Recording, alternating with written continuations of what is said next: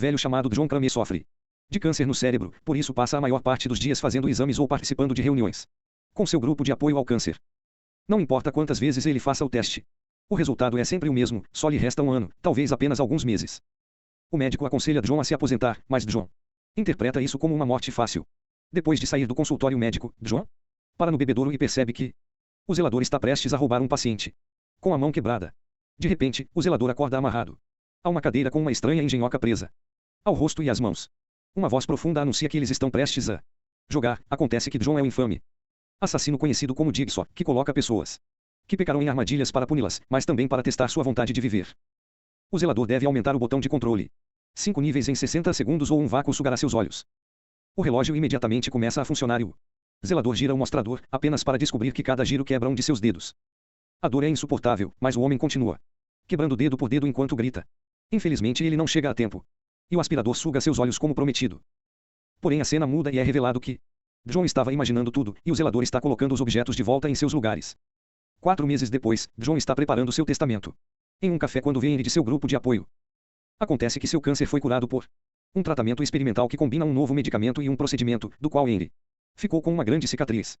O tratamento não está disponível nos Estados Unidos, porque não foi aprovado pelo governo e o médico está fugindo da grande máfia farmacêutica, mas Henry dá a John um site onde ele pode pesquisar o assunto. Quando John vai para casa, ele assiste a várias entrevistas online com o médico, depois entra no site que Henry lhe deu e encontra um vídeo da filha do médico, Cecília. Ela explica que seu pai se escondeu, mas ela ainda continua seu trabalho. John manda uma mensagem para ela e logo recebe um telefonema dela oferecendo-lhe para vir ao México para iniciar o tratamento. Poucos dias depois, John chega ao México e é recebido pelo taxista Diego, que lhe mostra os pontos turísticos mais procurados antes de sair da cidade para chegar à zona rural. De repente, uma van bloqueia a estrada e alguns homens mascarados e armados saem para ameaçar John até que ele lhes diga seu nome. Depois de terem certeza de que ele é o cara certo, eles o colocam na van e o levam para a instalação secreta, onde é recebido pela governanta Gabriela. Depois de se estabelecer, John conhece Cecília, que explica que a van é apenas parte da segurança para manter as grandes empresas farmacêuticas afastadas. Ela mostra o local para ele e John conhece Carlos, filho do zelador, o anestesista Mateo, a enfermeira Valentina e outro paciente, chamado Parker, que acaba de terminar o tratamento, e deseja boa sorte a John. Valentina tira um pouco de sangue de John e faz outros exames de rotina. Depois, Cecília e John discutem os detalhes do tratamento e Cecília se pergunta o que John faz da vida, mas John apenas diz que passou de engenheiro a ajudar as pessoas a superar obstáculos internos. Mais tarde, no meio da noite, John ouve um barulho lá fora e encontra Carlos tentando consertar sua bicicleta, mas não fazendo isso bem. John imediatamente o ajuda e durante a conversa ele aprende a palavra espanhola para puxar. No dia seguinte, John finalmente passa pela cirurgia. Como eles estarão operando seu cérebro, eles farão algo chamado craniotomia acordado, o que significa que John estará flutuando dentro e fora da consciência para que os médicos possam ter certeza de que não estão mexendo em seu cérebro. Durante o procedimento, ele acorda e pedem que mexa os dedos, o que ele faz com sucesso. Antes de cair inconsciente novamente, John olha para uma tela e vê a gravação de seu próprio cérebro com o tumor. Poucas horas depois, John acorda em uma nova instalação, que fica mais perto de um hospital, caso ele precise de uma transfusão. Cecília confirma que a operação correu muito bem e agora João só precisa tomar o remédio especial por uma semana, e João fica tão feliz que chora ao prometer enviar a segunda metade do pagamento pela manhã. Nos dias seguintes, John se sente em paz e tenta aproveitar a vida novamente quando ele se vê projetando novas armadilhas.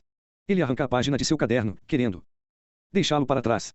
Ele fica tão grato por ter um novo começo que compra um presente para a equipe e depois usa suas habilidades para inspecionar os pontos de referência e rastrear a localização da casa. Porém, quando ele chega lá, fica chocado ao encontrar a porta aberta e coisas quebradas no chão. John olha mais para dentro, mas não há ninguém por perto e, quando ele entra na sala de operação, ela também está em ruínas. Sobre uma mesa, ele encontra um DVD chamado Cirurgiões. Amanhã e ao assisti-lo, descobre a gravação do que ele pensava ser seu cérebro. Vendo onde isso vai dar, João tira os ativos e se olha no espelho para confirmar suas suspeitas. Ele nunca foi operado. Tudo isso tinha sido uma farsa. Furioso, ele quebra a garrafa de presente que comprou. Começa a planejar sua vingança. Algum tempo depois, Diego está deixando seu último passageiro quando, de repente, alguém o surpreende por trás e o faz dormir. Ao acordar, ele se vê amarrado a uma coluna da instalação, com as mãos enroladas em fita adesiva com bisturis nas pontas e 2 bombas amarradas em seus braços. Aterrorizado, ele imediatamente corta a corda e vê John atrás da janela, mas John não fala com ele. Em vez disso, joga um gravador com as regras do jogo. John sabe que Diego estava fingindo ser o cirurgião, então agora ele terá que se operar. Ele deve usar os bisturis para remover as bombas antes que elas explodam. Os bisturis não são fortes o suficiente para cortar os fios de aço, então a pele a qual estão presos deve ser cortada. A princípio, Diego fica desesperado o suficiente para tentar encontrar uma saída, mas como não há saída, ele começa a usar os bisturis. Incrivelmente doloroso e ele não consegue parar de gemer de dor, mas depois de muito esforço e sangramento, ele consegue remover as 2 bombas e pula para fora do caminho pouco antes de elas explodirem. Depois, John ajuda Diego com alguns cuidados de emergência e promete que ficará bem. Ele também liga para um amigo detetive para ajudá-lo a rastrear o resto da equipe fraudulenta. Poucos dias depois, Valentina está em um bar e arranja um rapaz para passar a noite.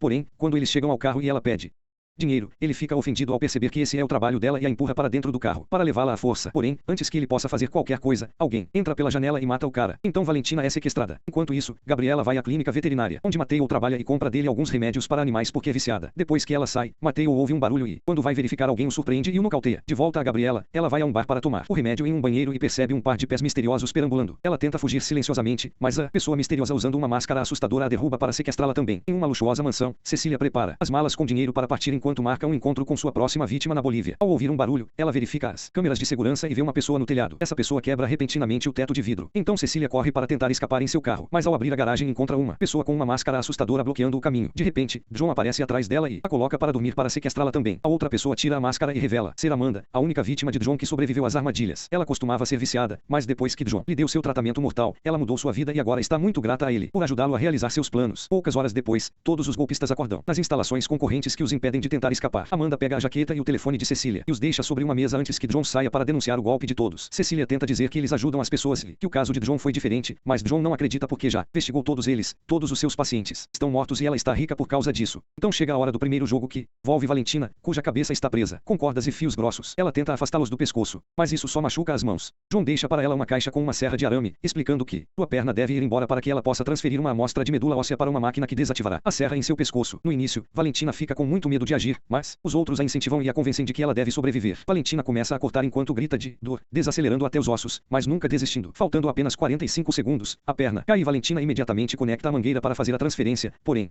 não é rápido o suficiente e o tempo acaba. A serra é ativada rapidamente e Valentina perde a cabeça. John e Amanda estão assistindo tudo isso em uma tela de um escritório e, assim que Valentina morre, John anuncia que Gabriela é a próxima. Amanda se sente mal por Gabriela porque ela entende como os viciados às vezes são sugados pelas coisas, mas John ressalta que todo mundo tem livre-arbítrio, então Amanda precisa se acostumar com isso. É então revelado que John quer que Amanda assuma seu trabalho depois que ele morrer. Nesse momento o telefone de Cecília começa a tocar. E o grupo tenta alcançá-lo, mas as correntes não são longas o suficiente. A desesperada Cecília pega um pedaço de metal e o usa para abrir o estômago de Valentina. Assim ela pode retirar seus intestinos para usá-los como corda.